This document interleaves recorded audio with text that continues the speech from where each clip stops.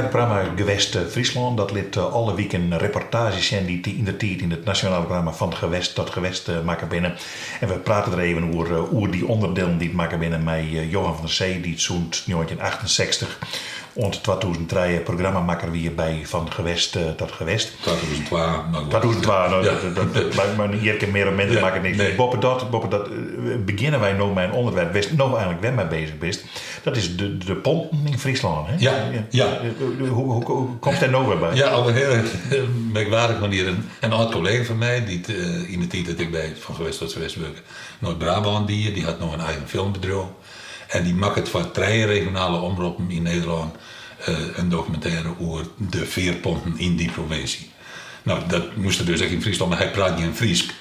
En dat doe ik wel. Dus toen had hij mij gevraagd, was door de interviews maar zien. En daar kwamen wij weer op een but. Ja. Want daar heb ik 2 keer heb ik daar een reportage op gemaakt. Ja, dit is uit de Noordje Fjouwer Santa. Daar zitten er zo'n 100 mensen waaien op het eilandje, hè, aan de overkant van het Prinses Margrietkanaal. Maar er zijn allerlei problemen, want het is te duur, er zijn eigenlijk te min pontbazen, zo je bij matten. Maar ik voor de meesten is het ongemakkelijk. Dus iedereen zit er ziek in, kent die situatie net oor. Ja, het zou eerst even helemaal is het zou een natuurgebied worden. En toen hebben we direct filmen. En toen ik geloof dat het Fouke de Wolf in Grauw. En die zei dat er dan malaria komen zo. Had er alleen maar natuurwezen zo. Nou, dat is echt net ook niet, want er zijn alweer huizendeld zet voor toeristen. En die pont die vaart langer als doet wij dan in 74 filmen. Want er werd jongens ik denk om 8 uur of 9 uur al gebeurd. En dan moesten ze mij roeibootjes over het Prinses Margrietkanaal. En dan moest er aan de ene kant 2 lezen, aan de andere kant moest 1 lezen. Nou, dat mij net meer, dat kan natuurlijk niet. Als je in de nacht hoe dat Margrietkanaal met een roeibootje varen, zo is het, en dan komt zo'n groot schip, dat kan helemaal net. Maar die mensen die moeten geld betalen voor de pont.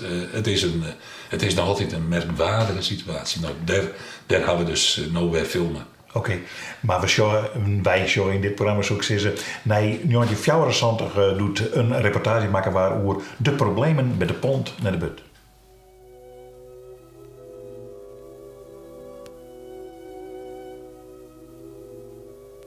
Dit is de Pont van de Birt, de enige verbinding van dit 400 hectare grote eiland in de buurt van Grauw met de vaste wal. De pont vaart over het Prinses Margrietkanaal, het drukst bevaren kanaal van Friesland. Vandaar dat er geen brug is.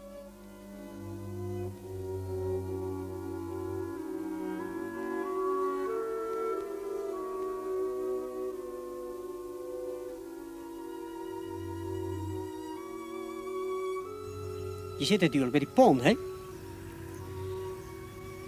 En dat, ja. Eén deel is een handicap, hè? Ja. Kunt u vertellen, mevrouw, hoe u vroeger naar school ging van hieraf? Helemaal door het land lopen.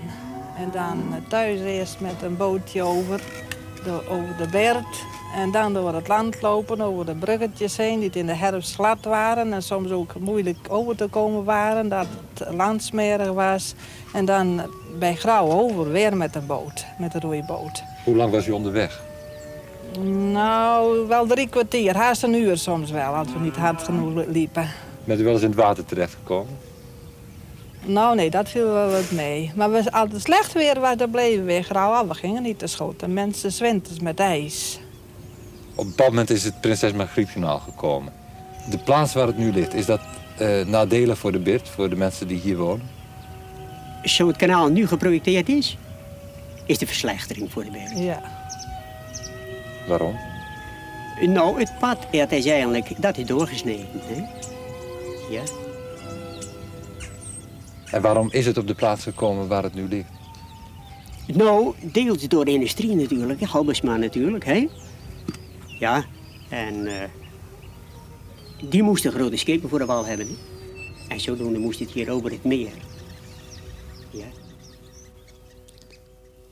De pont vaart niet altijd. 's Ochtends 6:45 begint hij, 's avonds 7:30 is het afgelopen. De bewoners, een kleine 100 mensen, moeten dan maar zien hoe ze aan de overkant komen. Overdag ligt de pont ook een paar uur stil. Op zichzelf op dit moment wel begrijpelijk, want er zijn maar 2 pontbazen en die zijn natuurlijk ook aan een maximaal aantal werkuren gebonden.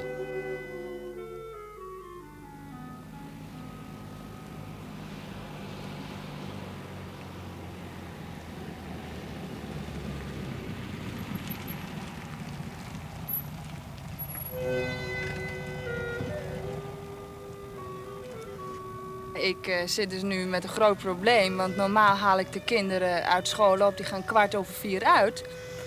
En dan kan ik hier dus net 3:15 wezen. Maar nu moest ik dus even met een van de kinderen naar de dokter. En daar moest ik dus even wachten. En zodoende ben ik dus te laat. En nu moet ik dus ruim een half uur wachten voor die pont. Tot hoe laat? Tot 5:00, dan gaat de pont pas weer open. Is dat nou het enige wat u als last ondervindt van deze verbinding? Ja, je hebt dus zoveel problemen. Hè? Je zit dus met de kinderen. Ze kunnen geen vriendjes of vriendinnetjes mee naar huis nemen.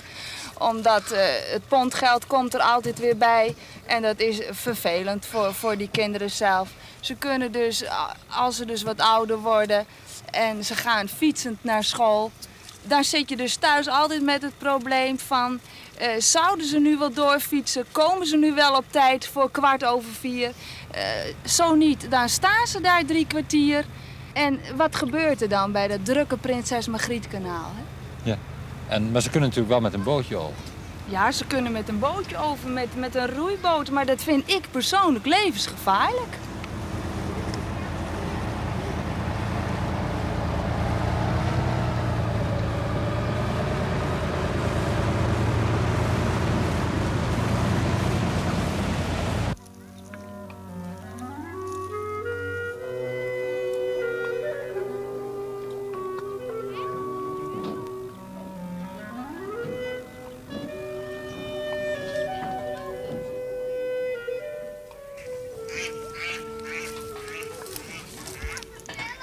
Wij zijn dus zelf vrij van pontgeld.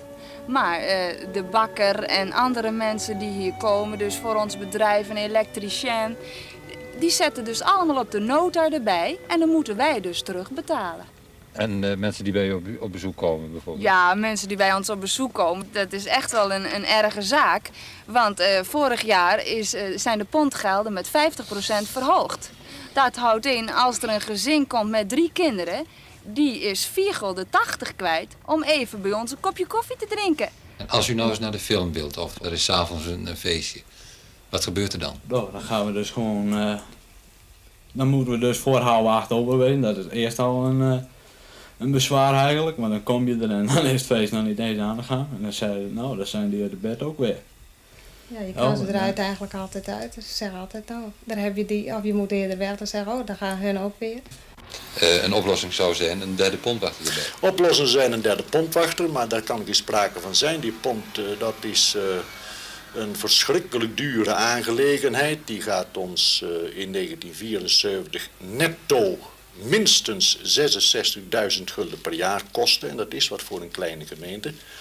Als je dat in belastinggelden gaat uitrekenen, moet elk gezin in de gemeente moet 25 gulden belasting betalen per jaar voor die pont. Je kunt ook zeggen, die 11 boerengezinnen die daar in de buurt zitten, die krijgen per jaar van de gemeente 6600 gulden per gezin om die pont te laten varen. Kun je zeggen dat u door geldproblemen gedwongen wordt om toch niet helemaal uw taak ten opzichte van de buurtbewoners uit te voeren? Ik dacht het niet dat je het zou kunnen stellen. Je moet altijd als gemeentebestuur en provinciaal bestuur of regeren moet je altijd nagaan en proberen uit te maken waar liggen de grenzen tot hoe ver ik kan gaan ten opzichte van alle andere verplichtingen die ik heb in mijn gemeente, mijn provincie, mijn land.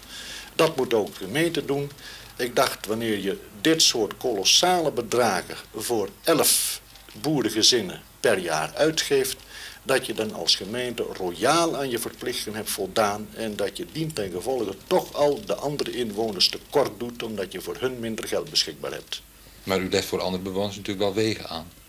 Ja, maar ook voor de boeren voor de beurt. Die zitten niet alleen maar in de beurt. Hè? Die maken meer gebruik van die wegen dan pakweg de bejaarden in de gemeente die ook wegbelasting moeten betalen en die zogezegd het huis niet uitkomen of een paar 100 meter wandelen.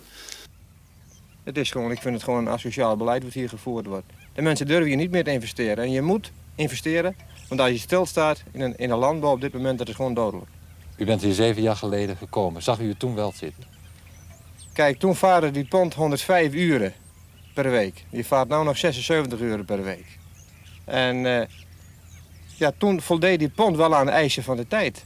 Als je toen 4 ton tegelijk had, had je een behoorlijk kwantum. Maar je moet nu 20 ton tegelijk kopen. Dan heb je de hoogste korting. En dat kan niet? Dat kan het op dit moment niet. Want dan moeten ze voor die pont afladen en over die pont moeten ze het weer opladen. Dat gaat gewoon te veel geld kosten.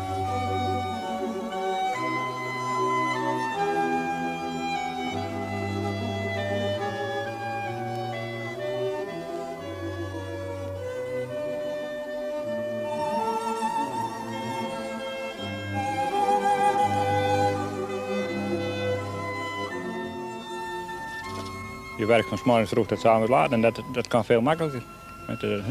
Met uitmestinstallatie en zo en met de moderne stal. Maar dat kan niet. Och, je hebt geen zekerheid. Ja, dus ik heb maar 5 jaar al, dan kan het wel afgelopen zijn.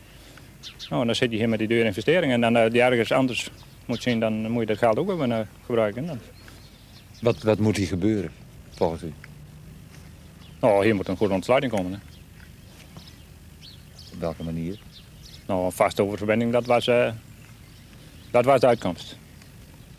Het bestuur van het waterschap en alle gezetenen die denken uiteindelijk dat dit hier de plek is waar het beste een brug gebouwd zou kunnen worden. Het is namelijk zo, hier die boerderij die u hier aan de overkant ziet, daar ligt de weg aan toe. Op de andere kant ziet u 2 boerderijen, daar ligt ook een weg aan toe. Die weg die komt vanaf Drachten naar Oudega en van Oudega is hier het eindpunt bij deze boerderijen. Nu is dit een vaarwater waar veel watersportverkeer langskomt. En een brug is dan een obstakel. Inderdaad, een brug zou een obstakel kunnen zijn, maar dat zou ook beperkt kunnen worden. Het is namelijk zo, normaal is een brug altijd gesloten. Die gaat alleen open en dicht als de schepen door moeten. Hier in de buurt wonen een 12 tot 14-tal boeren en 100 mensen. Dus het zou hier mogelijk wezen dat deze brug uiteindelijk altijd open stond en alleen dicht zou gaan ten behoeve als deze mensen erover zouden moeten. De vraag is alleen maar, zijn de hogere organen bereid deze zeer aanzienlijke kosten voor 11 boerenbedrijven die wel een aantal afnemen. Het aantal daalt geregeld, het is hoger geweest dan 11. Ik denk dat er wel 20 in de buurt hebben gezeten destijds, misschien nog wel meer. Voor een dalend aantal boerenbedrijven is het Rijk, de provincie, noem het adres maar op wat u wilt opnoemen, bereid daarvoor 3, 4, 4,5 miljoen gulden te investeren. Of zeggen ze maar, zou het dan niet veel beter zijn om de zaak nog radicaler op te lossen door de boeren een redelijk aanbod te doen om zich te laten uitkopen uit die buurt. Gewoon schadeloos stellen voor het afstand doen van hun bedrijven.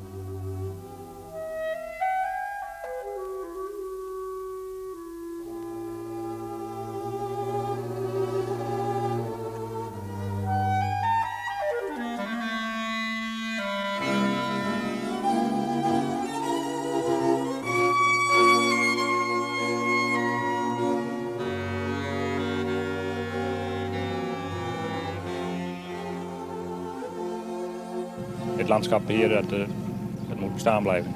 Ook voor het nageslacht. Als ze tegen u zeggen, nou gaat u maar weg en dan verwildert de boel. Hoe reageert u daarop? Nou, dat is een slechte toestand. Mijn vader en mijn schoonvader hebben hier deze zaak hier met veel moeite en met die anderen tot stand gebracht. En dan zullen ze met 15, 20 jaar zullen we zien dat alles hier teniet gaat. En met die vogelstand hier en alles, dat zie ik als een onhoudbare toestand. Dat landschap, dat wordt door ons hier onderhouden, dat de boeren hier een redelijk bestaan hebben. Hier verderop daar zijn de boeren vertrokken, maar na 2, 3 jaar zijn de vogels ook weggegaan. Als de boer weggaat, dan wordt de grond dood. En dan zit er geen leven meer in, geen bacteriewerking en dan gaan de vogels, die verdwijnen ook.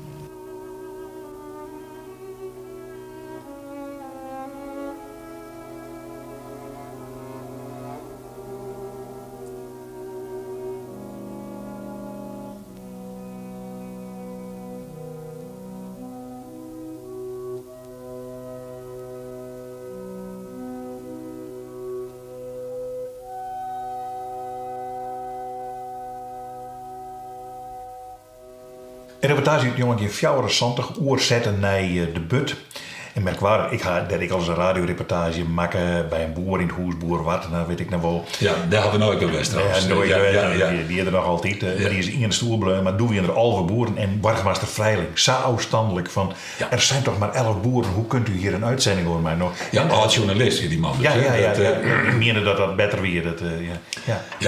Maar eigenlijk ben die meesten gewoon voortjagen die daar op dat eiland. Die ben voortjagen, ja. En er ben weer oren voor in plak om. En die ben dan weer leuk dat ze soms achter een boer op een pont matten. En nou ja, het is kommer en kwel. Daar komt het eigenlijk op deel. Ja, maar Doe en ik doen net eens uitrekenen wat het kost hier op derde maar een aquaductdel te lezen. Nou, dat kunnen we doen. Ik kan net zo goed rekenen, maar Doe misschien wel. Dus, ja, nee, maar ik bedoel, het had een almeugens soort centen kosten. Dat is, en dat had de misschien al betalen natuurlijk. Ja. Maar misschien in de gemeente Boamsterhem-Derm was zou meer niet zitten komen te zitten. Dat zou ik nog kunnen doen. Dat zullen we dan eens even vragen. Goed. Die situatie is nou, daar zijn al je toeristen die op dat die hadden een hoes. Die hadden een hoes. Ja. Italiaanse bergwenningen zit ik altijd mee. Ja. Die betaal je nog net meer? Wist je dat? Ja, nou die zal wel een abonnement hebben. En ik doe dus voor 65 euro of zo kist een abonnement krijgen. Nou, dat 64 is nog net weer, maar de kist dus een abonnement krijgen als bewoner. En er is een boer? Ja, maar er ben ik boeren die van de verste wallen Wij gaan naar de cartoonist Cor Hoekstra. Kork. Ja, wij kennen hem, dat was een Kork. Het is een reportage in 1970, want hij exposeert in hier. Ja. Een cartoonist die het exposeert. Dan moet ik even nadenken. Nou ja, hij wenne in Jereveen, of eigenlijk in Oud Schoot, postbus 1 Oude Schoot, dat is zijn adres. Ja. En het bibliotheek in Jereveen vond het leuk om daar een expositie op te wijden. Dus in de bibliotheek kent dat echt wel, denk ik. Hij wil geen beeldend kunstenaar, maar hij maakt een mooie ding. Ja, oké. Maar dan kom ik bij televisiemaker Johan van der Zee. Die gaat naar Cor Hoekstra. En hoe mag dat dan in beeld brengen, die cartoons? Ja, die kist alleen maar de cartoons filmen. En meer kist en het dan. En ik had er nog een heel mooi probleem bij. Want bij hier kreeg een nieuwe eindredacteur. Ad Koolwijk heet hij. Hier echt nog in Friesland bij het Vrije Volk werken. En Cor hier een cartoon maken over de gekte met de rondteveert. En die hier de raket als een penis en de mannen als een vagina. En Koolwijk die zei dat en ik denk, dit keer net. Ik moest het eruit hebben. Nou, ik moest er verschrikkelijk op nadenken, maar het moest eruit. Want hij weer de baas. Die zit er net in dus. Nee, die zit er net in. Nee. Maar toen hadden we het volgende die ik ga Cor erop bellen en die moest er echt om laten zien. Maar we hadden wel even bij de vorige werkjaar van de Koolwijk, het Vrije Volk, hadden we dit even neemt. Dus daar had een mooi stukje in Friese editie van het Vrije Volk zien. Goed. En hoe de cartoonist Kork in beeld kwam bij Johan van der Zee en Joontje Santen, dat zijn we nou.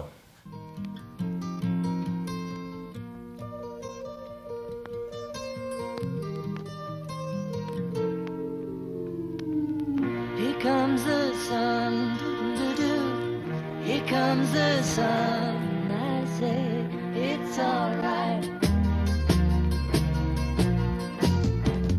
Little darling, it's been a long, cold day. In postbus 1 Oude Schoot komt veel post uit het buitenland terecht.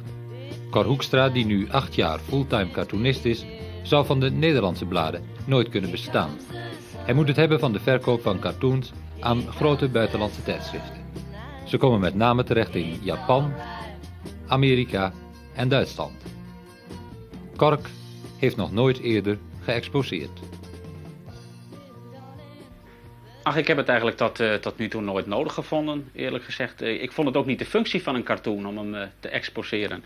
Het is meer een grapje voor de krant, pagina 2 en op pagina 3 bij de glimlach weer vergeten. Dus die cartoons die er meestal gemaakt werden en nog wel worden, dus die uitglijdende mannetjes. Is daar nu iets aan veranderd? In zoverre dat ik die dingen eigenlijk niet meer maak. Er is eigenlijk helemaal niet veel aan om ze te maken. En je probeert dus nu het niet alleen tekentechnisch een beetje beter te doen, maar je probeert dus onderwerpen te zoeken die aansluiten bij wat er in het nieuws voor de mensen dus te lezen valt. Dingen die er gebeuren. En dan komen er een ander soort cartoons uit. Een soort, laten we zeggen, getekend hoofdartikeltje, als het heel erg goed is. En dan kun je ze dus inderdaad wel eens gaan ophangen. Ja, waarom nu wel? Eigenlijk omdat ik dacht dat ik nu een verzameling tekeningen had die je wat langer zou kunnen laten zien. Die wat langer kunnen blijven hangen, eigenlijk.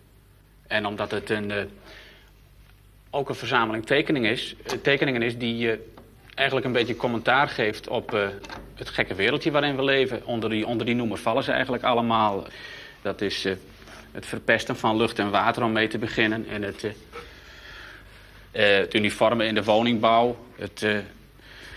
De dwaze toestand van allerhande onvrijheden die langzamerhand ons leven binnensluipen. Het komt toch allemaal neer op een aantal beperkingen van onze vrijheden. De Duitse bezetting was wel erger natuurlijk, maar dit is toch op den duur neemt dit, dacht ik, vervelende vormen aan. En er zijn allerhande professoren die daar allerhande interessante artikelen over schrijven, weet je wel. Maar je mag dat, dacht ik, ook wel eens op een andere manier bekijken. Een beetje de gek aansteken.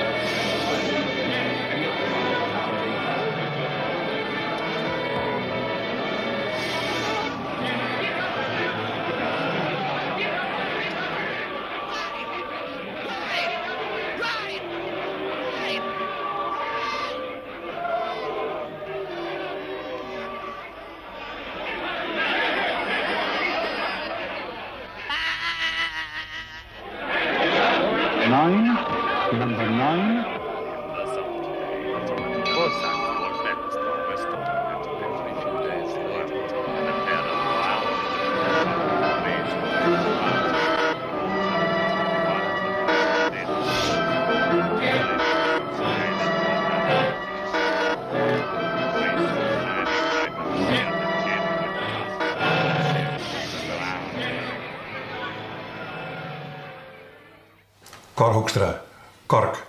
Heel mooi, maar ik zit op een nij. Het gaat mij te hut, zat ik die cartoons, joh. En dan moest langer, ja, zou je dat werk van Kork nou, dan moest langer even. Dat moest even langer misschien. Ja, dat klopt. Ja. En maar dan moest er weer. De ene keer hier is wat meer tijd en dan moest het kwarter, dus ja, zei ik hier dat. Ben je eigenlijk recent trouwens? Dat weet ik net.